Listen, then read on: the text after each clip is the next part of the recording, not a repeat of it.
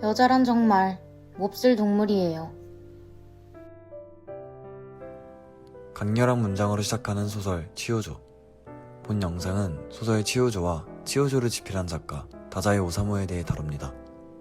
간결하면서도 깊이 있는 배경 지식과 함께 소설 치요조의 오디오북도 재미있게 즐겨주셨으면 좋겠습니다. 그럼 시작합니다. 먼저 작가 다자이 오사무에 대해 소개해드리겠습니다. 다자이 오사무는 일본 쇼와 시대의 대표적인 소설가입니다. 그는 1909년 6월 19일 아오모리현에서 태어났으며 1948년생을 마감하며 살아있던 1920년대부터 죽기 직전까지 끊임없이 활발히 작가 활동을 해왔습니다. 1935년 소설 역행으로 작가로서 정식 데뷔를 했고 이 소설은 1회 아쿠타가와상 후보작 5편에 이름을 올리기도 했습니다. 다자이 오사무의 대표작으로는 인간의 실격, 사양, 달려라 메로스 등이 있습니다. 다자이 오사무는 가볍고 유머러스한 작품부터 심각한 내용의 작품까지 폭넓게 창작하는 작가입니다. 다자이 오사무는 초기 자신의 불안감, 결혼 뒤의 안정감, 전쟁 중의 감정들까지 자신의 삶의 흐름과 감정에 따라 다양한 작품으로 표현하는 저자로 유명합니다. 그는 자신의 삶이 안정적일 때는 밝은 작품을, 어렵고 힘든 시기에는 어두운 작품을 집필하면서 자기 자신의 삶에 솔직했던 작가였다고 합니다. 지금부터는 함께 오디오북으로 읽어볼 다자이 오사무의 작품 치요조에 대해 간략히 소개해드리도록 하겠습니다. 치요조는 어린아이 무렵에 문학적 재능이 기대되었던 19살의 가즈코가 전혀 글을 쓸 수 없게 되어버린 지금을 한탄하며 지난 일을 되돌아보는 1인칭 소설입니다. 여성의 작품 활동이 자연스럽지 않았던 당대의 사회 현실, 장문의 두려움을 느끼는 불안한 심리 상태의 주인공, 그의 재능을 알아보고 지지하면서도 압박하는 외삼촌 사이의 갈등이 드러나며 그 속에서 여학생의 감정선이 잘 나타나는 것이 본 소설의 특징입니다. 소녀에서 여자로 성숙하는 과정 속에서 생각의 변화를 잘 따라가며 읽으면 좋을 것 같습니다.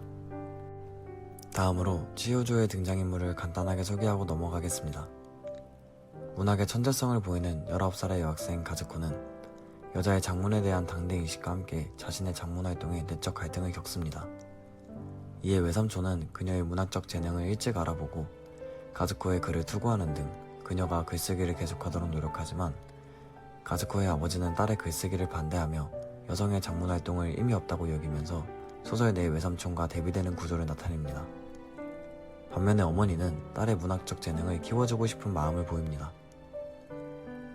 마지막 등장인물인 이와미 선생님은 가즈코의 외삼촌의 부탁으로 가즈코의 아버지에게 장문의 편지를 보내게 됩니다. 선생님은 가즈코가 장문을 계속하기를 바라는 듯 보였으나 여자가 문학을 하는 것을 걱정하는 듯한 모습을 보이는 인물입니다. 본격적으로 소설을 읽어보기에 앞서 치요조 전문 줄거리를 가볍게 살펴보고 넘어가는 것이 청취자 여러분들의 이해에 도움이 될 것 같습니다. 간략한 줄거리를 소개해드리겠습니다. 이야기는 가즈코가 12살 때 그녀의 글짓기가 잡지 파랑새에 당선된 일로 시작합니다. 가즈코는 스스로 자신의 장문을 부끄럽게 여겼으나 이와 반대되는 사람들의 칭찬이 그녀에게 부담으로 다가왔습니다. 이후 외삼촌의 추천으로 투고한 가즈카츠라는 장문 또한 잡지 제일 앞 페이지에 커다란 글씨로 실릴 정도로 사람들의 인정을 받았지만 가즈코는 우울감에 휩싸였고 혹시나 하는 사람들의 비웃음이 걱정되어 더욱 힘들어합니다. 소설이 싫어졌고 사람들의 관심도 두려워진 가즈코는 이 때문에 결국 다시는 글을 쓰지 않겠다고 다짐하게 됩니다. 한편 외삼촌은 여전히 그녀의 재능을 마구 치켜세우며 그녀에게 과외로 글쓰기 수업도 받게 하지만 이에 가즈코의 부모님은 갈등이 심화되고 엉터리 수업에 가즈코도 점점 지쳐간 나머지 결국 모든 것을 그만두고 평범한 삶으로 돌아오게 됩니다.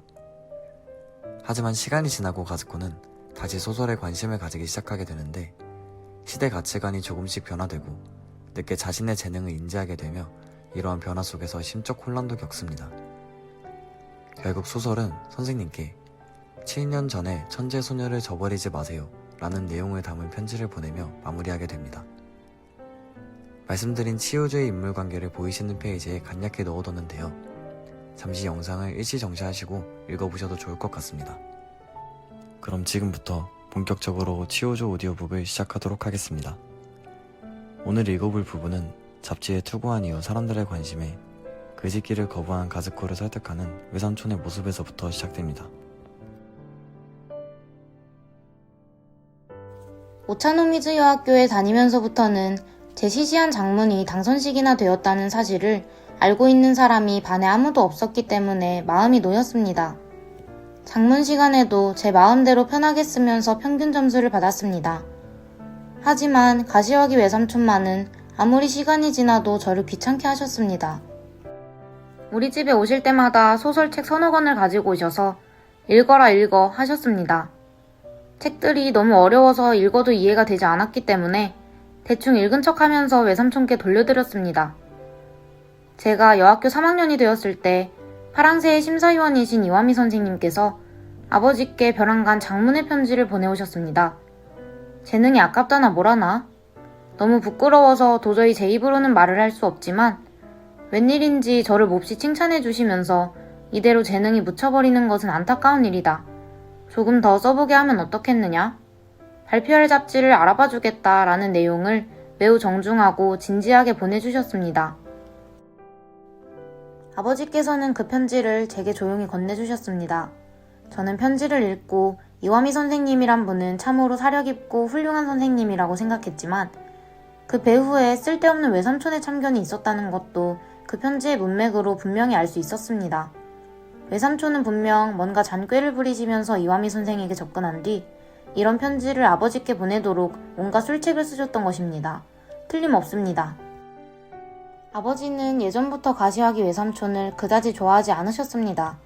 제 장문이 당선되었을 때도 어머니와 외삼촌은 무척 기뻐해 주셨지만 아버지께서는 아이한테 이렇게 자극적인 일을 시켜서는 안 된다고 하시며 외삼촌을 혼내신 것 같다고 나중에 어머니가 불만에 가득 찬 표정으로 제게 말씀하셨습니다. 어머니는 외삼촌에 대해 늘 나쁜 말만 하셨는데 그러면서도 아버지가 한마디라도 외삼촌을 나쁘게 이야기하면 무척 화를 내셨습니다. 어머니는 다정하고 명랑하고 좋은 분이셨지만 외삼촌 이야기만 나오면 이따금씩 아버지 앞에서 언성을 높이곤 하셨습니다. 외삼촌은 우리 집의 악마입니다. 이화미 선생님으로부터 정중한 편지를 받은 날로부터 2, 3일 지난 어느 날 아버지 어머니는 결국 크게 말싸움을 하셨습니다. 저녁 식사 시간에 아버지께서 이화미 씨가 그렇게 성의를 다해 말씀해주고 계시니 우리도 신뢰가 되지 않도록 내가 가즈코로 데려가서 가즈코의 마음을 잘 설명해드리고 용서를 빌고 와야겠어. 편지만으로는 오해를 살 수도 있고 기분이 나빠지실 수도 있으니까 하고 말씀하셨지만 어머니는 눈을 내리깔고 조금 생각하시더니 동생이 나쁜 겁니다. 여기저기 폐를 끼쳤어요.